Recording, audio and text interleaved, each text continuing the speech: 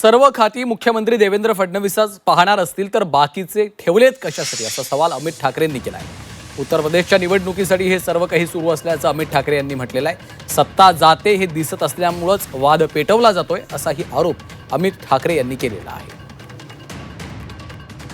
मुदतवाढ देण्यात सगळी खाती तेच बघणार असतील तर मग बाकीची खाती देऊन का ठेवली? बाकीची मंत्र आम्ही ह्यांना भेटायचंय, ते डॉक्टरांना भेटायचंय की मुख्यमंत्री साहेबांना भेटायचंय या विषयासाठी?